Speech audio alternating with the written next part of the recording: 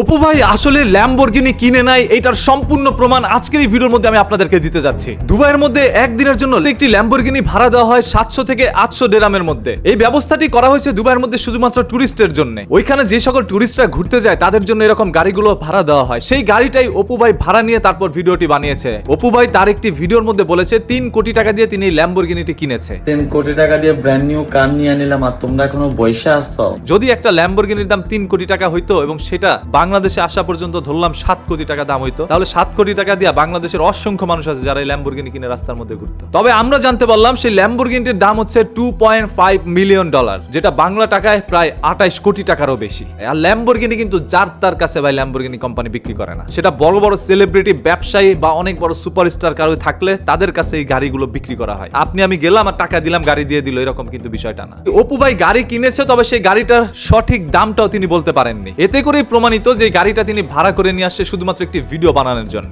আসলে অপু ভাই দীর্ঘদিন পর সোশ্যাল মিডিয়ার মধ্যে ব্যাক করেছে। তিনি এখন চাচ্ছে যত সম্ভব সমালোচনা হোক না কেন, অপু ভাইয়ের যেন চ্যানেলটা উঠে যায়, পেজটা উঠে যায়, আবারও তিনি যেন র্যাঙ্কে চলে আসে। হ্যাঁ, যেমন চিন্তা ভাবনা তেমনই তার ফল। বাংলাদেশের মোটামুটি সকল মানুষই এখন অপু ভাইকে নিয়ে সমালোচনা করছে, আর এই সমালোচনার তীব্র নিন্দায় অপু ভাই কিন্তু আকাশচুম্বী উঠে গিয়েছে। হ্যাঁ, এটাই তার সফলতা। এইভাবেই অপু ভাই বা অন্যান্য টিকটকাররা কিন্তু উপরে উঠে যায়। আজকে অপু ভাই একটি গাড়ি কিনে নাই, তবে তিনি ভিডিওতে এসে বলল কি গাড়িটা আমি কিনে ফেলেছি। এই পর্যন্ত অপু ভাই শোরুমের বাইরে এনে রাস্তার মধ্যে গাড়িটা চালাইতে পারে নাই। যেইভাবে তার সাথে থাকা মেয়েটাকে তিনি চালায় রাস্তার মধ্যে বের করে, সেরকম ভাবে যদি গাড়িটা চালাইতে পারতো তাহলে বুঝতে পারতাম যে হ্যাঁ অপু ভাই পারছে। তবে তিনি তো এটা চালাইতে পারবে না, কিছু ভিডিও টিডিও করে আবার সেটা দিয়ে দিতে হবে, কারণ ভাড়া তো ভাই অল্প সময়ের জন্য নিছে। তবে ভাগ্যিস অপু ভাই সেটা শোরুমের বাইরে বের করে একটা ভিডিও বানাইছে। আর অপু ভাই তো ভাই গাড়ি চালাইতেই পারে না। কোনোদিন দেখছেন ওকে কোনো গাড়ি চালাইতে? এছাড়াও দুবাইয়ের মধ্যে গাড়ি নিয়ে বের হইতে হলে অবশ্যই তার লাইসেন্স থাকতে হবে, যেটা অপু ভাই নাই। তাহলে অপু ভাই গাড়িটা কিনলো কিভাবে? এই যে আমাদের বাঙালি মানুষকে যে বোকা বানায়, মানুষকে টিকটকের দিকে অগ্রসর ঘটানো, এটা শুধুমাত্র টিকটকার দ্বারাই সম্ভব। এখন বাংলাদেশের অসংখ্য স্টুডেন্টরা কি ভাববে জানেন? যে টিকটক করলেই মনে হয় লক্ষ লক্ষ কোটি কোটি টাকা কামান যায়, তারপর ল্যাম্বরগিনি কিনে যায়। আর আমি বুঝলাম না, একটা ছেলে মনে করেন দুবাইয়ের মধ্যে গেছে 2-1 বছর হয়েছে বা 3 বছরই ধরে নিলাম হয়েছে, 3 বছরে কি 3 কোটি টাকা তিনি ক্যাশ করে ফেলেছেন। আবার একটি ভিডিওর মধ্যে বলছিল যে দেখেন ভাই, আমি তো এখানে কষ্ট করে কাজ কাম করতেছি, আমার পক্ষে কি 3 কোটি টাকা ইনকাম করা সম্ভব না? হ্যাঁ ভাই, আপনার জন্য এটা পসিবল, কারণ আপনি তো মিথ্যা কথা বলছেন। 3 কোটি টাকা দিয়ে ব্র্যান্ড নিউ কার নিয়ে নিলাম আর তোমরা এখনো বসে আসছো। দুবাইয়ের মধ্যে বসবাস করে অসংখ্য প্রবাসীরা রয়েছে আমাদের বাংলাদেশের। তারা কিন্তু একটা কথা বলেছে ভাই, দুবাইয়ের মধ্যে এই ধরনের গাড়িগুলো ভাড়া দেওয়া হয় 700 থেকে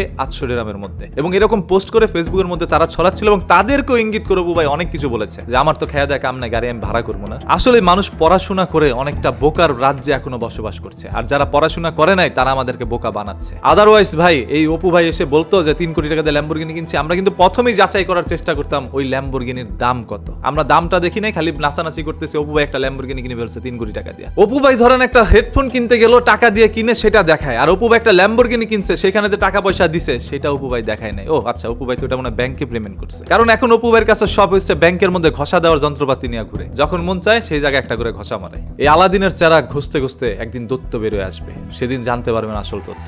আমরা অন্যান্য ভিডিওর মধ্যে দেখেছি একই গাড়ির মধ্যে অসংখ্য মানুষ কিন্তু ভিডিও ধারণ করেছে। আচ্ছা, ওইগুলো অপুর বন্ধু বান্ধবী ছিল, ওরাই ধারণ করছে, মেনে নিছে এটা। তবে 28 কোটি টাকার গাড়ি অপু ভাই 3 কোটি টাকা দিয়ে কেমনে কিনলো? 3 কোটি টাকা দিয়ে ব্র্যান্ড নিউ কার নিয়ে নিলাম আর তোমরা এখনো বসে আসছো। এই প্রশ্নটি আপনাদের সবার কাছে। ভিডিওটি শেয়ার করে দিবেন যাতে করে প্রত্যেকটা মানুষের এই ভুল ভাবনাগুলো একটু কেটে যায়। অপু ভাই ল্যাম্বরগিনি কিনে নাই, পড়াশোনার মধ্যে সময় দেন, তাহলে একদিন ল্যাম্বরগিনি আপনি কিনতে পারবেন। তবে অপু ভাই দুবাইয়ের মধ্যে খুব ভালো হালাতের মধ্যে আছে, ভালোভাবে বসবাস করছে, এইটা সম্পূর্ণ সত্য। তবে অপু ভাই ওখানে কি কাজ করে এখন পর্যন্ত এটা ক্লিয়ার করেনি। তার কাছে আমরা এটা জানতে চাই, অপু ভাই ওখানে কিসের বিজনেস করে। বাই দ্য ওয়ে, অপু ভাইয়ের সম্পূর্ণ বিষয়গুলো আপনাদের কাছে কি মনে হচ্ছে আপনারা একটু কমেন্ট করে জানান। দেখতে চাই আপনাদের সবার মূল্যবান মতামত। দেখা হবে আপনাদের সাথে পরবর্তী ভিডিওতে খুব শীঘ্রই। তখন সবাই ভালো থাকবেন, ভালো রাখবেন, মন্দ হতে বিরত থাকবেন। বরাবরের মতো কথা কিন্তু একটাই, ধর্মবর্ণ নির্বিশেষে আমরা সবাই মানুষ, মানুষের চেয়ে সর্বদা মানুষের পাশে দাঁড়াতে, এইটাই তো আমাদের একটি নীতি হতে পারে। আসসালামু আলাইকুম, আল্লাহ হাফেজ।